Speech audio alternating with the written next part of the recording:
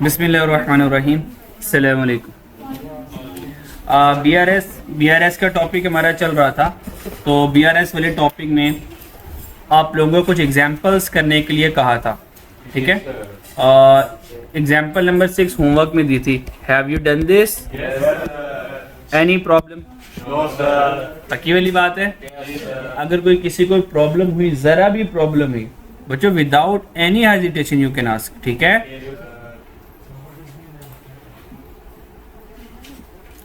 यासी तेरी बात मुझ तक पहुंच गई थी पर मैंने इग्नोर मारा। Example number 7, example number 7। इस एग्जाम्पल नंबर 7 में कोई प्रॉब्लम बच्चों? कह रहा है briefly discuss the accounting treatment in cash book. कहता है कैश बुक में, कैश बुक कॉलम में कौन कौन सी एंट्रीज आएंगी उसके बारे में बताना है। तो मेरा नहीं ख्याल कोई मुश्किल वाली बात थी, सही है। जो पैसों का जाना क्रेडिट साइड यानी कि पेमेंट साइड, पैसों का आना है डेबिट यानी कि रिसीट साइड। क्वेश्चन एग्जांपल 7 में कोई प्रॉब्लम हो किसी बच्चे को, यार आप लोग इतने खामोश बैठे, यकीन करें मुझे डाउट होता है, पता नहीं आपको समझ भी आ रहा कि नहीं आ रहा। अच्छा तो यार थोड़ा सा बंदा कॉन्फिडेंस से कह देता है, मुझे तसल्ली हो जाती है। आप लोग इतने खामोश बुत बन के बैठे होते हैं, समझ नहीं लग रही होती है यार, जाजी नहीं हो रही होती आप लोग। तो फिर था इवेंट रिक्वायरिंग कंप्लीट रिवर्सल। ये कंप्लीट रिवर्सल के लिए एग्जाम्पल 8 थी। और एग्जाम्पल 8 में वो कह रहा है briefly discuss the accounting treatment in cash book. कहता है कैश बुक पे बताया जो अबव हमने बातें की हैं उसका कैश बुक में क्या ट्रीटमेंट होगी, यानी कि किसने डेबिट में आना है, किसने क्रेडिट पर आना है और किस अमाउंट से आना है। ये वाला सवाल हो गया था, ये समझा दूं? आ जाए जरा क्वेश्चन नंबर एग्जाम्पल 8 समझाता हूँ। The accountant of Zahra trader identified the following issue while preparing bank reconciliation statement। कहता है जब ज़ाहरा लिमिटेड ने, ज़ाहरा ट्रेडर ने बैंक रिकन्सिलेशन स्टेटमेंट बनाई तो उसको कुछ एरर्स मिले, कुछ इश्यूज मिले। नंबर 1 वाला इशू क्या है? A cheque of ₹25,000 was received. ये तो पैसों का आना है ना। अगर ये तो पैसों का आना है तो इसको कैश बुक में डेबिट साइड पे होना चाहिए। डेबिट साइड आपको पता है रिसीट साइड होती है, क्रेडिट साइड पेमेंट साइड होती है। ये तो भाई आए फ्रॉम यम ट्रेडर से and were deposited and recorded in the bank account on 25 June 2022। Few days later the bank inform that the cheque has been dishonoured. इसका मतलब ये तो डिसऑनर्ड चेक है। और आपको पता है डिसऑनर्ड चेक क्या होता है? पेमेंट साइड पर लिखा जाएगा, ये तो क्रेडिट साइड पर लिखा जाएगा। इसका मतलब ये कैश बुक में डिसऑनर्ड चेक कहाँ आता है आपको पता है? यहाँ पर आता है डिसऑनर्ड चेक। तो भाई आंसर वन क्या पड़ेगा? In order to reverse the receipt of cheque recorded earlier 25,000 shall be recorded on payment side. ये देखो हमने पेमेंट साइड पे 25,000 को रिकॉर्ड कर दिया। कोई परेशानी बच्चों इसमें? पॉइंट नंबर 2 देखें। चेक इशू, भाई चेक इशू किया इसका मतलब ये क्रेडिट होना चाहिए, जा रहा है ना। इसको तो क्रेडिट साइड पर होना चाहिए कैश बुक पे। A cheque issue 20 June 22 but dated 15 July 2022 ₹56,000 has been recorded on payment side of cash book. तो भाई हमने क्या कर दिया, उसको payment side of cash book में रिकॉर्ड कर लिया, ठीक है। अब क्या ये वाली बात सही है या गलत है? जी बच्चों, चले बच्चे दोबारा बता रहा हूं। भाई पॉइंट नंबर 2 में हमने एक चेक इशू किया था 20 जून को। बच्चे कब इशू किया था? 20 जून को। But dated 15 July 2022। इसका मतलब है 15 जुलाई 2022 को ये जाकर कैश हुआ। ₹56,000 has been recorded on payment side of cash book. इसका मतलब ये है कि हमने एक कस्टमर था, ठीक है, एक सप्लायर था, 20 जून को उसको चेक दिया, ठीक है। और हमने कहा भाई पैसे कब मिलेंगे तुम्हें, यानी तुमने बैंक तक कब जाना है? 15 जुलाई को तुमने बैंक में जाना है और तुम्हें पैसे मिल जाएंगे, ठीक है। उससे पहले ना जाना, ठीक है। 15 तारीख हमने चेक काट के दे दिया आज। हमने कहा 15 तारीख को तो पैसे ले ही लेगा, तो पैसे तो मैंने देने हैं। तो आज हमने क्या किया, इसको हमने क्रेडिट कर दिया। अब पूरा जून का महीना गुजर गया और हम बैंक रिकन्सिलेशन स्टेटमेंट किस महीने की बना रहे हैं? 30 जून तक की बना रहे हैं। ऐसी है। अब मुझे बताएं, जब 20 जून के बाद 30 जून आया, भाई बैंक से तो पैसे कटेंगे 15 जुलाई को, क्या 30 जून पर बैंक ने कोई पैसे काटे होंगे? नहीं। अब बैंक से तो पैसे कम नहीं हुए, मैं कैश बुक से पैसे कम कर चुका। अब इसका इम्पैक्ट खत्म करने के लिए तो क्या करूंगा, यहाँ पर डेबिट कर दूंगा इसको, किसको? 56,000 को। डन? यहाँ तो कोई प्रॉब्लम? तो असल में हम इसको सही करने के लिए क्या करेंगे, हम इसको 56,000 को क्या करेंगे, हम इसको डेबिट कर देंगे। एग्री होता है? और ये डिसऑनर्ड चेक था, इसने डेबिट नहीं होना, डिसऑनर्ड चेक का इसने क्रेडिट हो जाना। अब यहाँ पे मैं आंसर लिख रहा हूँ, यहाँ पे सही आंसर होने चाहिए थे। पॉइंट नंबर 3 पर आ जाए। पॉइंट नंबर 3 में चेक कह रहा है a cheque of ₹37,000 was issue to supplier on 27 December 2021। कहता है हमने 27 दिसंबर 2021 को एक कस्टमर को चेक इशू किया। This cheque has not been presented yet. Cheque become time barred after 6 month. कहते हैं 6 माह टाइम बार्ड हो गया। इसका मतलब जो टाइम बार्ड चेक है ये आपकी, ये तो हमने कहा था भाई इसको तो आना ही क्रेडिट साइड पर है, डेबिट साइड पर है इसने। तो इसका मतलब 37,000 को क्या कर दूंगा, डेबिट कर दूंगा। क्लियर? Yes sir. अच्छा, point number 4, a cheque of 20,000 was issue to supplier on 18 June 2022। हमने चेक क्या किया बच्चों, इशू किया, यानी कि हमने तो क्रेडिट कर दिया होगा। And recorded correctly on the same date, और हमने सेम डेट पर रिकॉर्ड कर लिया। However 28 June 22 supplier was paid in cash and cheque issue early was return and cancel. अब वो हुआ क्या, उसने कहा कि भाई हमने क्या किया, कैश से पेमेंट कर दी। हमने किसे किया बच्चों, कैश से पेमेंट कर दी। जब मैंने कैश से पेमेंट कर दी तो मेरा चेक क्या आ गया, supplier was paid in cash, हमने 20,000 कैश पे पे कर दिए। And check issued earlier was written and cancel, और वो जो चेक इशू किया था ये वाला, इसको यहाँ पे जाके कैंसिल कर दिया। जब मैंने चेक कैंसिल कर दिया होगा तो इसका मतलब जैसे ही मैंने जब चेक इशू किया हुआ है 20,000 को क्रेडिट कर दिया होगा। अब जब चेक ही कैंसिल हो गया, बैंक से तो पैसे कम हुए नहीं, तो मैं इसका इम्पैक्ट खत्म करने के लिए इसको क्या करूंगा, इसको काट के कर दूंगा, डेबिट कर दूंगा, यानी कि 20,000 को रिसीट साइड पे लिख दूंगा। ये वाली बात है कि सब लिखते कि नहीं लिखती? अच्छा जी, तो जब भी कैंसिल चेक हो जाए तो डेबिट हुआ तो क्रेडिट कर देंगे, क्रेडिट हुआ तो डेबिट कर देंगे। Point number 5, drawing of good amounting to ₹18,000 was recorded on payment side of cash book. कहता है हमने 18,000 की ड्राइंग्स थी और हमने उसको क्या किया, पेमेंट साइड पर रिकॉर्ड कर लिया। मुझे ये बताएं, ड्राइंग क्या बैंक का पैसा है? बच्चों बोलो, क्या ड्राइंग बैंक का पैसा है? क्या ये ट्रांजैक्शन कैश ट्रांजैक्शन है? भाई चीज़ें गई हैं तो भाई इसमें पैसों का क्या कसूर है? तुमने कैश बुक में, हमने कैश बुक में ड्राइंग्स 18,000 की कही, हमने ड्राइंग्स को क्रेडिट साइड पर 18,000 से लिख लिया। भाई ये पेमेंट थोड़ी गई है, पैसे थोड़ी गई, पैसों का जाना है। ड्राइंग्स का होना पैसों का जाना थोड़ी, तो चीज़ों का जाना है। भाई चीज़ों का जाना है तो परचेजेस कम हुई हैं। मैं बात समझ आ रही है? तो क्या ड्राइंग्स का जाना, क्या कैश बुक से ड्राइंग्स का जाना 18,000 यहाँ पे क्रेडिट साइड पे कर दूंगा? नहीं। मेरी बात समझ आ रही है?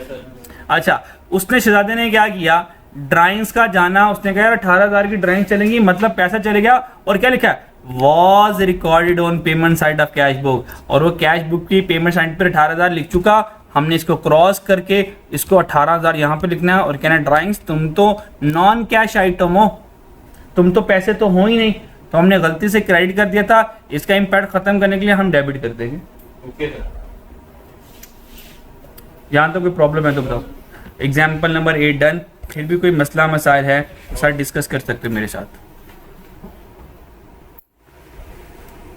देखो कुछ चीज़ें हम लेक्चर में सीखेंगे, कुछ चीज़ें हम एग्जाम्पल के थ्रू क्वेश्चन सॉल्व करके सीखेंगे, और कुछ चीज़ें हम एमसीक्यूज को सॉल्व करते सीखेंगे। तो स्टेप बाय स्टेप लर्निंग होगी। एग्जाम्पल आगे चलते हैं, अगर अगली वाली एग्जाम्पल में प्रॉब्लम नहीं है। अंडर कॉस्टिंग ओवर कॉस्टिंग का मतलब क्या है? कम रिकॉर्ड करना, ज़्यादा रिकॉर्ड करना। एग्जाम्पल नंबर 9 में कोई प्रॉब्लम है तो बताएं। No sir. पक्की वाली बात है ये? Yes sir. अगर है तो बता दो यार। हाँ, तीसरे वाले पॉइंट पर एग्जाम्पल नंबर 9 में आ जाएं और पॉइंट नंबर 3 डिस्कस करते हैं। अच्छा जी, पॉइंट नंबर 3 में द ओपनिंग बैलेंस अच्छा क्वेश्चन पढ़ लेते हैं। The accountant of Maria enterprise identify following error while preparing bank reconciliation statement. भाई अब ये जो बना रहा है ये कैश बुक का मसला नहीं है, ये मसला बीआरएस का मसला है। मेरी बात समझ आ रही है? तो ये बीआरएस में हमने चीजें सही करनी है, ठीक है। एक मसला था कैश बुक में, जब कैश बुक में मसला आता है तो हम पेमेंट और रसीद साइड के ऊपर एंट्रीज करते हैं, और अगर बैंक का बीआरएस का मसला है तो बीआरएस में एडजस्टेड कैश बुक के बाद जो अनप्रेजेंटेड चेक, अनक्रेडिटेड चेक और उसके बाद हमारे पास अंडर और ओवर रसीट्स आते हैं, जैसे कि ये वाली बात वो कह रहे हैं, ये वाली, ये बैंक रिकंसिलिएशन स्टेटमेंट के मसले मसाइल हैं। एक अनप्रेजेंटेड चेक और एक मशहूर ज़माना अनक्रेडिटेड चेक, फिर क्या होगा, रॉन्गली क्रेडिट हो जाएगा, फिर यहाँ से रॉन्गली डेबिट हो जाएगा, फिर लेस डेबिट हो जाएगा, लेस क्रेडिट हो जाएगा। तो इसको इस तरीके से लेके चलना है। बात समझ आ गई? अच्छा, और इसको याद रख सकते हैं कि अनप्रेजेंटेड ऐड होगा, रॉन्गली क्रेडिट ऐड होगा और ओमिटेड डेबिट या कम डेबिट ऐड होगा। ठीक है, हमने कम डेबिट किया भाई और ऐड कर देंगे, ठीक है। और ये आपको मैंने कहा था, ये जो बीआरएस में जितनी भी एडजस्टमेंट आएंगी किसके मुताबिक सोचना है, कैश बुक के मुताबिक सोचना है। पता नहीं सोचना कैसे लिखते हैं यार, सोचना, हाँ, कैश बुक के मुताबिक सोचना है। भाई कैश बुक को सामने रख के सोचना है, यानी कि ये देखें भाई कैश बुक ये मेरी, कैश बुक मेरी ये है, ठीक है। ये एग्जाम के लिए क्विक सोचा जाएगा आपसे। पहला वाले होता है अनप्रेजेंटेड चेक। अच्छा, जो डेबिट होगा वो ऐड होगा, जो क्रेडिट होगा वो माइनस होगा, क्योंकि डेबिट से कैश बुक में पैसा आता है और क्रेडिट से पैसा जाता है, इसलिए हमने डेबिट को प्लस करना है, क्रेडिट को माइनस करना है।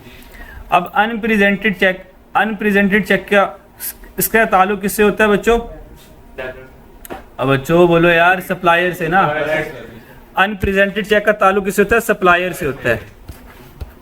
ये छोटी छोटी बातें ना हिंट के तौर पे याद रख लो, ताकि अब ना एग्जाम में ना इतने लंबे कॉन्सेप्ट जोड़ने की ना टाइम नहीं होता, तो एग्जाम में तो हमने शॉर्टकट तरीके लेके चलने हैं ताकि क्विक सोचें।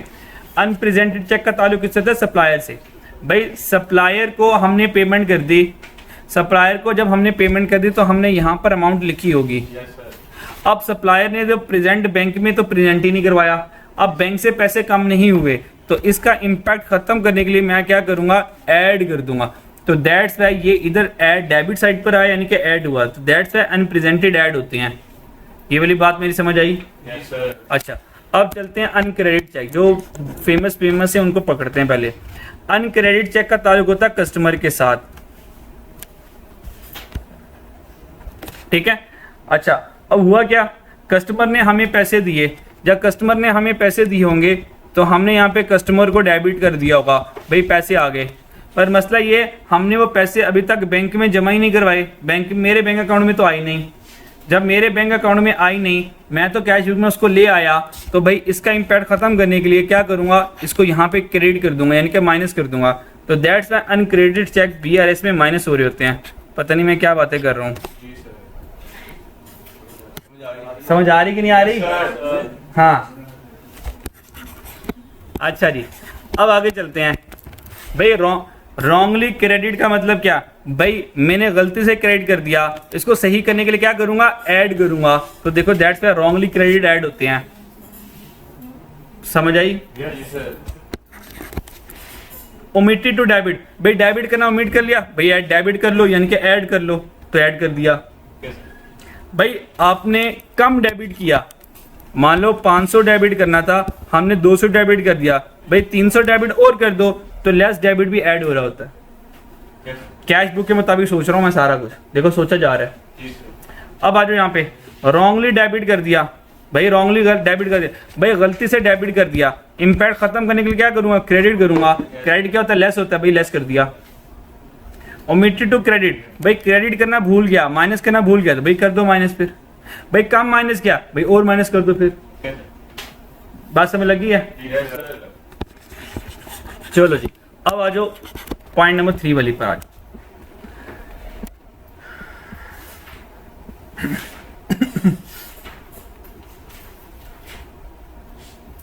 एग्जाम्पल कौन सी थी यार, 9 थी। एग्जाम्पल नंबर 9 पर आ जाए। The opening balance debit brought forward was recorded 1 June 22। Opening balance कितना भाई, 45,000 ओपनिंग था। The closing balance carried forward 31 May 2022 was correctly calculated 54,000। ऐसी है। इन दोनों को माइनस करें, डिफरेंस कितना आया। इसका मतलब सीन कुछ ही है, डेबिट साइड पर 45,000 चल रहा है, क्रेडिट साइड पर 54 चल रहा है। भाई कमी कहाँ पर आई है, भाई यहाँ पे कमी आ रही ना।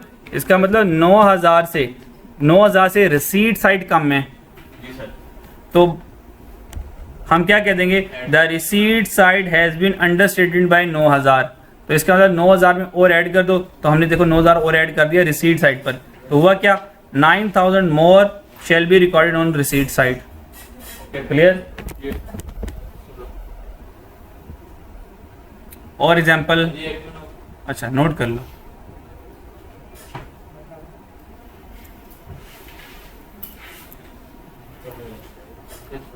भाई सीए करना है, अगर सीए करना है तो प्लीज बच्चों, प्लीज ये रिक्वेस्ट ही है बच्चों, आपको बहुत मेहनत करनी पड़नी है बच्चों। सीए थोड़ी मेहनत से नहीं होने वाला, सीरियसली नहीं होने वाला।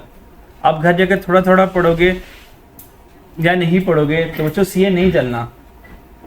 आपको अपने बहुत सारी ख्वाहिशात को मारना पड़ना है। आज की अपनी ख्वाहिशात मार लें, कल को इंशाल्लाह वो सारी ख्वाहिशात अल्लाह पूरी करवा देंगे इंशाल्लाह। आज थोड़ा सा वक्त कीमती बना लें, थोड़ा सा वक्त किताबों के साथ गुजार लें। आज का किताबों के साथ गुजारा हुआ वक्त कल किताबों से निजात दिलवा देगा आपको। अगर आज आप किताबों से जान छुड़ाएंगे तो किताबें मुसलसल आपके साथ रहेंगी, और किताबों का साथ रहना एक अच्छी बात नहीं है स्टूडेंट के लिए, तो नहीं है फिलहाल। जब आप इंशाल्लाह ताला बड़े हो जाएंगे, जिम्मेदार हो जाएंगे, फिर आपको हो सकता है थोड़ी किताबें अच्छी लगना शुरू हो जाए। नहीं, फिर भी नहीं लगती हमें, ऐसा नहीं हो पाएगा कभी भी। तो मुझे बताएं, किताबें अच्छी चीज़ें हैं बुरी चीज़ें हैं? बुरी चीज़ें हैं। अगर किताबें बुरी चीज़ है बच्चों, अगर किताबें बुरी चीज़ें हैं तो बुराई से पीछा छुड़ाना चाहिए या बुराई को लंबे अरसे तक साथ रखना चाहिए? बुराई से पीछा छुड़ाना चाहिए। तो भाई जल्दी जल्दी सीए करके किताबों वाली बुराई से अपने आप को बचा लो, प्लीज़ बचा लो अपने आप को जल्दी जल्दी पढ़ के। आगे चलते हैं।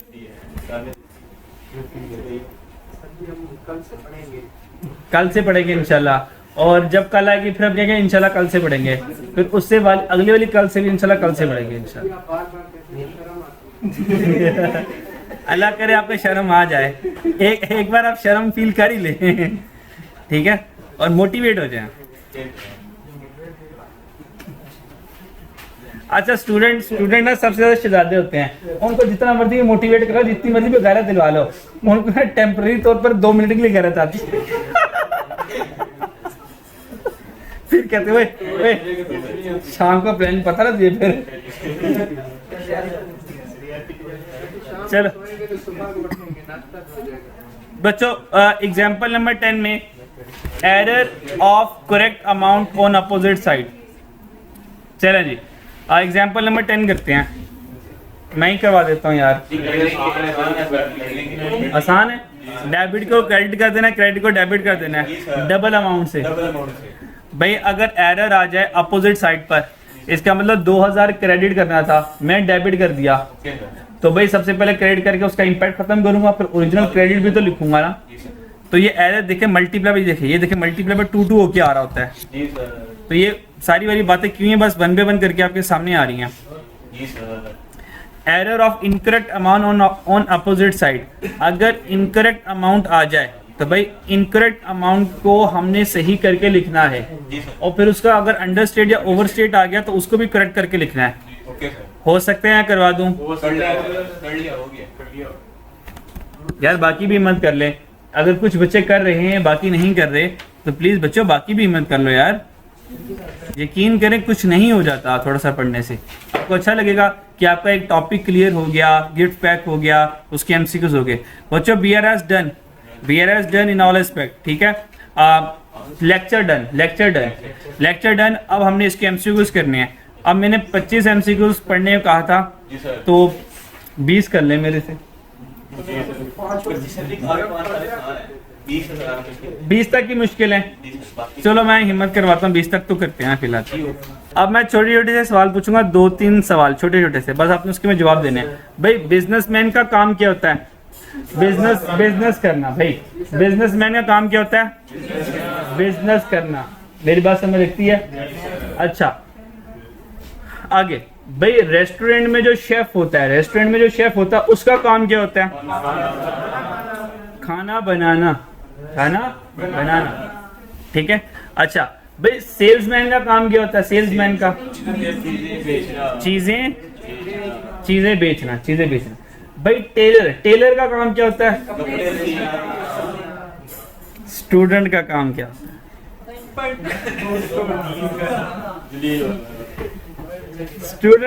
होता है? पढ़ना। स्टूडेंट का काम पढ़ना है, पर देखिए वो अपना ये पढ़ाई वाला काम ही नहीं कर रहा। ठीक है, तो कितनी गलत बात है यार। बाकी सारे वो बिजनेस मैन का काम होता है बिजनेस करना, शेफ का काम होता है खाना बनाना, स्टूडेंट का काम होता है पढ़ना। और ये ऐसा प्रोफेशन है, स्टूडेंट काम होता है पढ़ना, ये पढ़ाई के अलावा बाकी सारे काम करता है। अल्लाह अकबर। चले कोई नहीं, मैं आपको कुछ छोटी छोटी बातों से समझा ही सकता हूँ, बाकी पता नहीं आप लोगों ने समझना है या नहीं है। आई कैप BRS में आ जाए बच्चों, BRS में आ जाए और आई कैप के MCQs डिस्कस करते हैं। लास्ट वाले भाइयों, दोस्तों, बुजुर्गों, वापस आ जाओ। अच्छा जी, क्वेश्चन नंबर वन में वो कह रहा है, वैसे मैं क्यों बताऊं क्या कह रहा है। अच्छा, आपको मैं पहले वाला सवाल करवा देता हूं और एक सवाल नंबर तीसरा करवाता हूं। उससे आपको एक नई चीज सिखाऊंगा। नई चीज तो नहीं है लेकिन थोड़ा सा फॉर्मेट बदल दूंगा, उससे ना आपको शायद सोचने में आसानी हो जाए। क्योंकि माशाल्लाह आप लोगों में से कुछ शहजादे भी हैं, जब उनसे को रिवर्स सोच लो तो उनकी सोच ही रिवर्स हो जाती है। ठीक है, तो मीटर घूमना बंद कर जाता है उनका। The following bank reconciliation statement has been prepared. भाई ये कब की रिकंसिलिएशन है? 18 की है। Balance as per bank statement, ये बैंक स्टेटमेंट के अकॉर्डिंग बैलेंस है बच्चों। बैलेंस एज पर ये बैंक स्टेटमेंट है, याद है। ये तो यहाँ पे तो हम एंड किया करते थे, उसने यहाँ से सवाल स्टार्ट कर दिया, यानी कि उसने रिवर्स दिखाया हमें। हम तो यहाँ पर एडजस्टेड कैश बुक से स्टार्ट लिया करते थे और अनप्रेजेंटेड चेक को ऐड किया करते थे और अनक्रेडिटेड चेक्स को माइनस किया करते थे, और फिर हम यहाँ पे ये क्रेडिट फाइंड किया करते, यानी कि उसने देखें बिल्कुल उल्टा दिया। बात समझ आ रही है मेरी? अच्छा, ये हमारा कैश बुक का बैलेंस आ गया, ये हमारा बैंक स्टेटमेंट का बैलेंस आ गया। एग्री करते हो? अच्छा, आउटस्टैंडिंग चेक कौन से होते हैं? Unpresented cheque. कौन से होते हैं? Unpresented cheque. मैं जितने भी MCQs करूंगा, मैं अनप्रेजेंटेड चेक को आज के बाद UP कहूंगा। U for on, P for presented. इतना टाइम नहीं होता। अनक्लियर्ड चेक को अनक्रेडिटेड चेक्स कहते हैं और अनक्रेडिटेड चेक्स को मैं कहूंगा UC कहूंगा। कोई इतराज तो नहीं है? बैंक स्टेटमेंट को BS कहूंगा। बैंक स्टेटमेंट, क्योंकि मुझे ना आगे एक विजन बनानी है। बैंक स्टेटमेंट और कैश बुक को CB कह दूंगा। सही है? कैश बुक है ना, cash book. C for cash, B for book, cash book. B for bank, S for statement, bank statement. Done.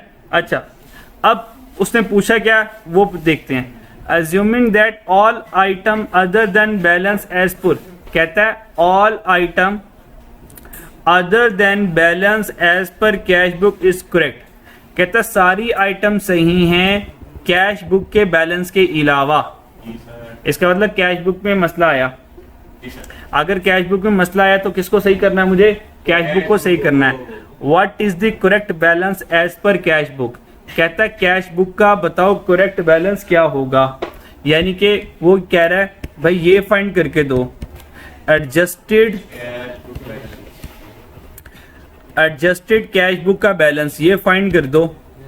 और अगर बताए एडजस्टेड कैश बुक के बाद हम इसमें ऐड करते हैं अनप्रेजेंटेड चेक, माइनस करते हैं अनक्रेडिटेड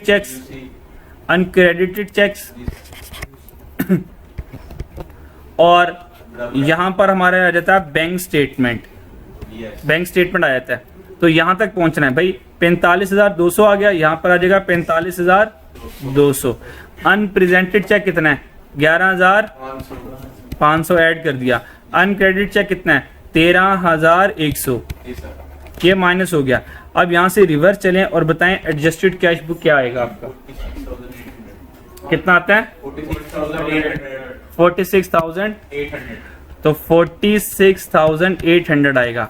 अब मैं जब कहूँगा ना यहाँ से रिवर्स जाएं तो आधी आवाम तो 2 मिनट के लिए सख्ते पे रह जाएगी, ये रिवर्स चल के यहाँ तक पहुँचेंगे हम कैसे? सही है। अच्छा अब क्या कर सकते हो?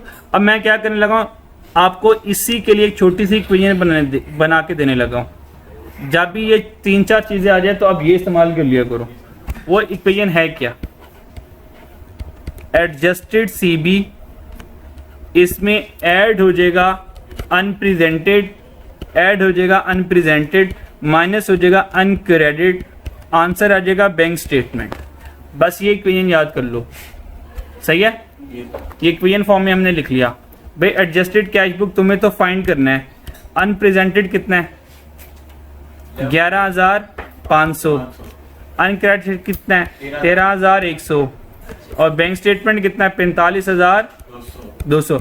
अब चेक कर लो, इन सबको उधर ले जाओ तो 13,100 ऐड हो गया, 11,500 माइनस हो गया। तो देखें एडजस्टेड सीबी आ गया। एडजस्टेड कैश बुक कितना आया? 46,800। तो इस तरीके से नन्हे मुन्ने बच्चों के लिए जरा सोचना आसान हो जाएगा। तो आंसर चार्ली आ जाएगा। और इस इक्वेशन का सबसे हैवी फायदा होगा जब मैं क्वेश्चन नंबर 3 करवाऊंगा आपको। बैंक स्टेटमेंट का नॉर्मल बैलेंस है तो सब कुछ नॉर्मल है, ठीक है। तो बैंक स्टेटमेंट का नॉर्मल बैलेंस प्लस में होता है, सब कुछ नॉर्मल रहेगा, कोई nothing is abnormality in this question. Question 1 done बच्चों। क्वेश्चन 2 हो सकता है मैं करवा दूं, कोई टेंशन तो नहीं है? करवा दूं। क्वेश्चन 2 पे आए। कहता है डेबिट बैलेंस ऑफ 5,000। बच्चों कौन सा balance? Debit balance of 5,000 as per bank statement. Please मेरे बच्चों, हाउ आर यू? बच्चों ये बैंक स्टेटमेंट लिखा है और बताएं बैंक स्टेटमेंट हमारा बैंक होता है, बिजनेस का बैंक है ये। मुझे बताएं बैंक में पैसे क्रेडिट होते हैं, बैंक का नॉर्मल बैलेंस क्रेडिट होता है, पर डेबिट बैंक में डेबिट बैलेंस शो हो रहा है। इसका मतलब हमने बैंक से कुछ उधार ले लिया है। अगर मैंने ये बैंक से 5,000 उधार ले लिया इसलिए तो बैंक के डेबिट साइड पर आ रहा है, हालांकि बैंक में मेरे पैसे पड़े होते तो क्रेडिट होता। इसका मतलब ये बैंक से मैंने पैसे उधार लिए हुए हैं। मेरी बात समझ आई है? तो इसका मतलब कह सकता हूँ बैंक ने बिजनेस से 5,000 रुपए लेने हैं, तो 5,000 रुपए receivable from bank, business by bank, bank ने बिजनेस से 5,000 लेने हैं, तो ये लिखा हुआ है। और अगर यहाँ बिल्कुल क्रेडिट बैलेंस, इसका मतलब 5,000 payable by bank to business होता। क्वेश्चन 3 पे आए जरा।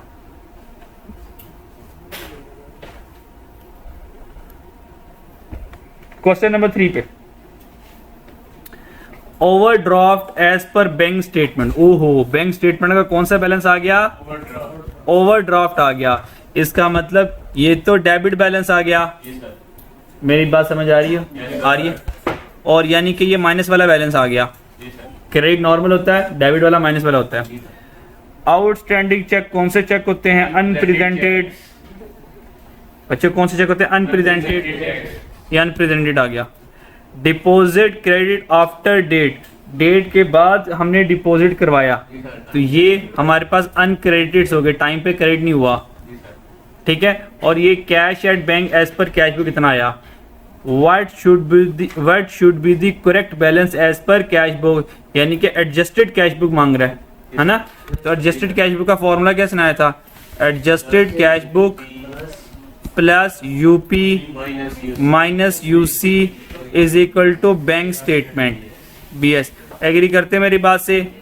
आज बैंक स्टेटमेंट का नॉर्मल बैलेंस है या ओवरड्राफ्ट बैलेंस है? इसका मतलब ये तो माइनस में होगा, ये तो माइनस में होगा।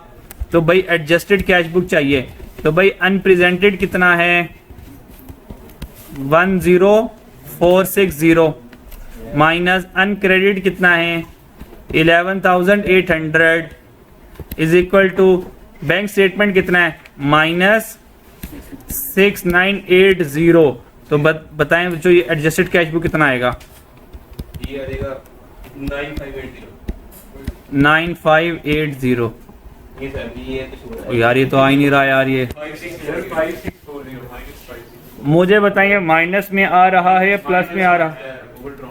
-5640। इसका मतलब कैश बुक का भी आंसर माइनस में आ रहा है। जी सर। माइनस माइनस के बाद क्या लिखूं यार? 5640। इसका मतलब कैश बुक का भी डेबिट बैलेंस नहीं आ रहा, क्रेडिट बैलेंस आ रहा है।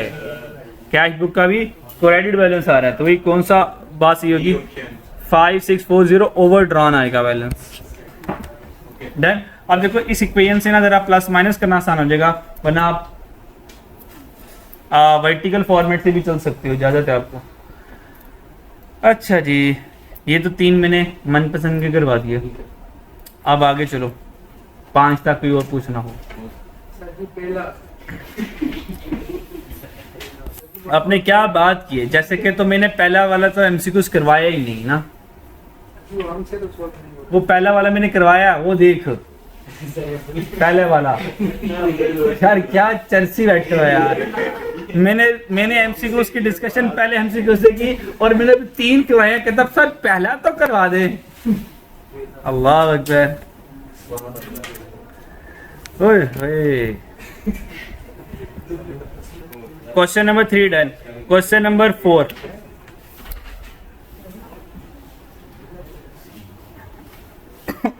क्वेश्चन नंबर 4 में भाई आपके पास डेबिट बैलेंस है, कैश बुक का नॉर्मल बैलेंस है।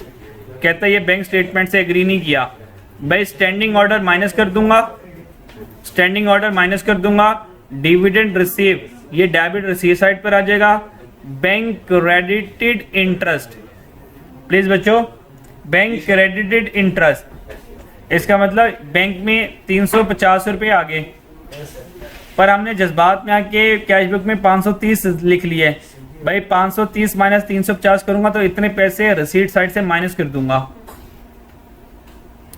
कस्टमर ने चेक डिपॉजिट करवाया बैंक में, डिसऑनर्ड। डिसऑनर्ड चेक आपको पता है क्रेडिट साइड पर आता है, रिसीट साइड पेमेंट साइड पर आता है। तो करेक्टेड बैलेंस पर कैश बुक निकाल लोगे तो आसान ही है, कैश बुक को सही करना आएगा। 9580 डेबिट क्रेडिट डेबिट आएगा। अगर नहीं हुआ तो बताइएगा, मैं कल कर दूंगा। क्या कर दूं? हो गया सर, हो गया। अगर नहीं हुआ तो बता देना। आगे चलते हैं यार।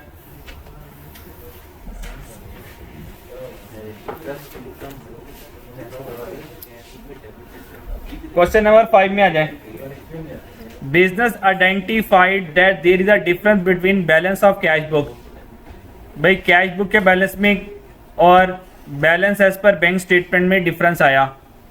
इन्वेस्टिगेशन करके पता चला बैंक डेबिट अकाउंट, यानी कि bank debit account of business, यानी कि बिजनेस का debit account for bank charges ₹300 and standing order ₹150।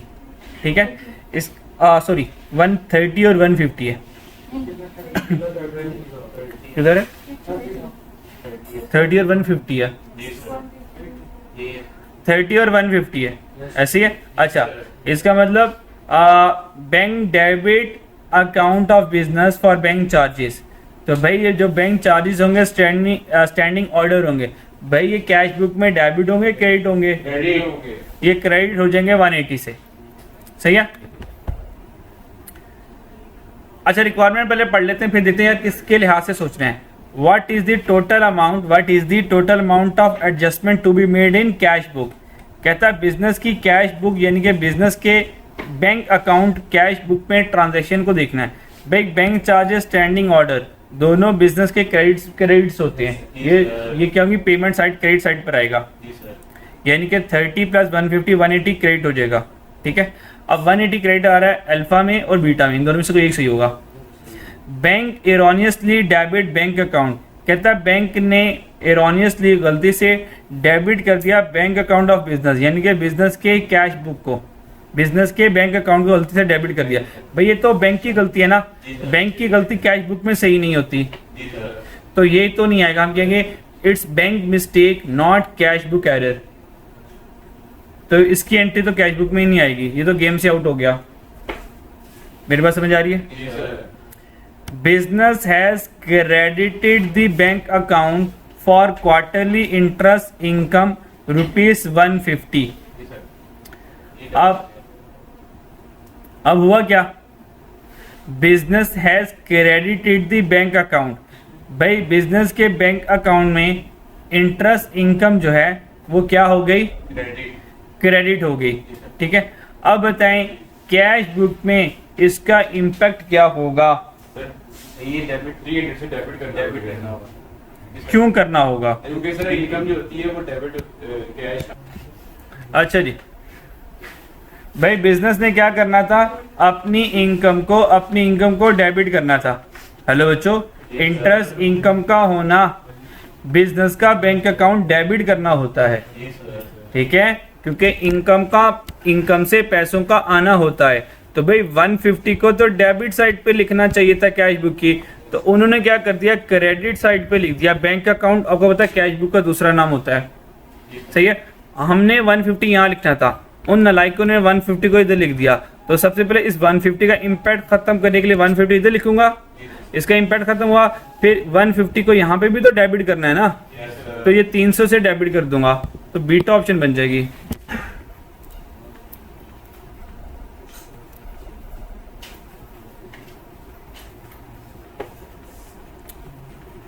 MCQ 6 पे आ जाए।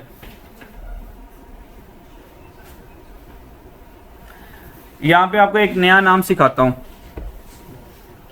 सवाल पढ़ाने के बाद। कहता है balance of bank account. Bank account आपको पता है कैश बुक का दूसरा नाम होता है। Balance of bank account as per cash book कितना है, 35,000 डेबिट है, ये बैलेंस है। बात समझ आ रही है? हेलो बच्चों, ये बात समझ आ रही है? इसका मतलब ये 35 ये कैश बुक है CB, 35,000 इधर ब्रॉड डाउन होगा और यही 35,000 इधर कैरी डाउन होगा, ये डेबिट बैलेंस चल रहा है। While balance as per bank statement credit balance 32,500 है। इसका मतलब यहाँ से यहाँ तक कोई डिफरेंस चल रहा है। इसका मतलब सीन कुछ ये होगा, एडजस्टेड कैश बुक 35,000 और बैंक स्टेटमेंट 32,500, ये सीन चल रहा है। Difference is explain as uncleared lodgement. Uncleared lodgement कौन सी होती है बच्चों, अनक्रेडिट चेक, तो माइनस कर देंगे अनक्रेडिट चेक्स, कितना 2500, तो इसमें से माइनस करेंगे 32,500 मैच कर गया। सही है। What is the amount of bank balance to be reported in the statement of financial position. अब यहाँ पे दो फड्डे पड़ेंगे हमारे भाई। उसने कहा what is the amount of bank balance, कौन सी अमाउंट बैंक बैलेंस की हम स्टेटमेंट ऑफ फाइनेंशियल पोजीशन में लिखते हैं। 35,000 लिखूंगा या 32,500 लिखूंगा। याद रखना, बस बहुत आना सोचो, याद रखना भाई, बैंक बैलेंस जो हम स्टेटमेंट ऑफ फाइनेंशियल पोजीशन में लिखते हैं, याद रखना ये हमेशा ये एडजस्टेड कैश बुक वाला बैलेंस लिखते हैं, क्योंकि हम में ना, और हम अकाउंटेंट है, और अकाउंटेंट की ट्रांजैक्शन इनकम स्टेटमेंट और बैलेंस शीट में जाती है। बैंक का ताल्लुक इनकम स्टेटमेंट फाइनेंशियल पोजीशन से नहीं होता। सही है। तो जो हम bank balance statement of financial position में लेके जाएंगे वो ये 35,000 एडजस्टेड कैश बुक वाला लेके जाएंगे, 35,000 डेबिट। ठीक है, क्योंकि बैंक में अभी देखिए कुछ चीज़ें रिमेनिंग रह जाती हैं, ये बात याद रखनी है। तो स्टेटमेंट ऑफ फाइनेंशियल पोजीशन में कौन सा बैलेंस जाता है? बैंक वाला नहीं जाता, एडजस्टेड कैश बुक वाला जाता है। आगे इनमें से कोई मुश्किल वाला है कोई? बाकी सारे यार सेम पैटर्न पर हैं, बाकी सेम पैटर्न पर हैं।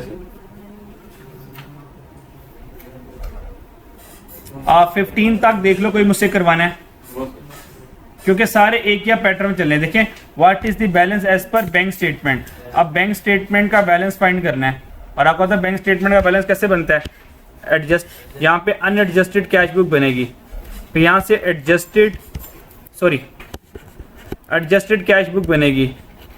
एडजस्टेड कैश बुक से एडजस्टेड कैश बुक का बैलेंस आएगा, फिर एडजस्टेड कैश बुक का बैलेंस यहाँ पे निकलेगा, फिर अनप्रेजेंटेड ऐड हो जाएंगे, अनक्रेडिट माइनस हो जाएंगे, और ये बैंक स्टेटमेंट का बैलेंस आ जाएगा जो उससे पूछा है।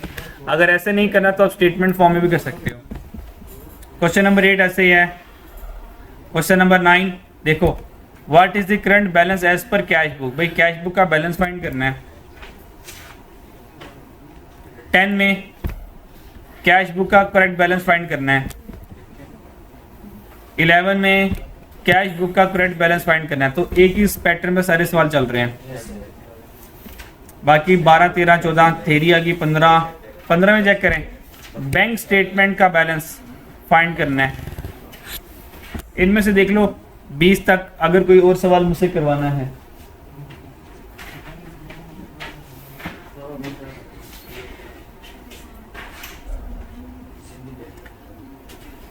अच्छा, अगर प्रॉब्लम आ रही है तो बच्चों हम तरतीब से चल लेते, कोई मसला नहीं है, चलें तरतीब से।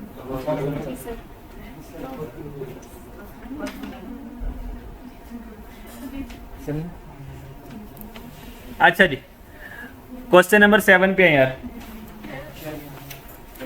A business in process of reconciling its cash book with bank statement, which of the following entry require entry in the cash book। कहता है हम कैश बुक को बैंक स्टेटमेंट से रिकंसाइल कर रहे हैं, कौन सी एंट्री इनमें से कैश बुक से जिसका ताल्लुक है? बैंक सर्विस चार्जेस, देखो इसका कैश बुक का ताल्लुक है, ये पोस्ट डेट वाला चेक है, ये चेक अनदर अकाउंट, ये बैंक की गलती आ गई, और ये अनप्रेजेंटेड चेक आ गया, ये अनक्रेडिट, ये अनप्रेजेंटेड, तो भाई ये वाला आएगा।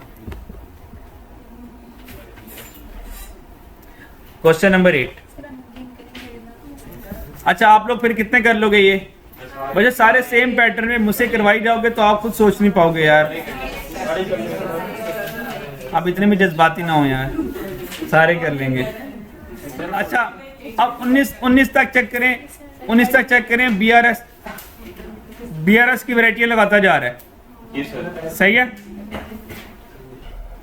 और आगे सारी थ्योरी चल रही है, आगे सारी थ्योरी चल रही है, और 38 के बाद दोबारा थोड़ा थोड़ा न्यूमेरिकल आ गए हैं। कितने कर लेंगे आप लोग?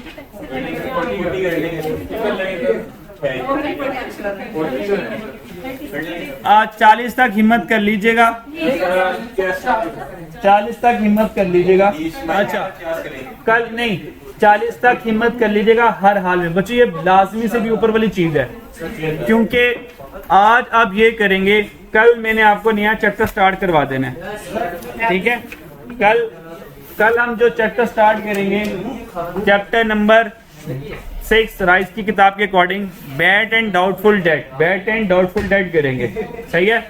और ये भी इंशाल्लाह ताला हम जल्दी खत्म कर देंगे इसको भी। क्या हुआ? ठीक है बच्चा, अपना ख्याल रखिएगा, अल्लाह हाफिज।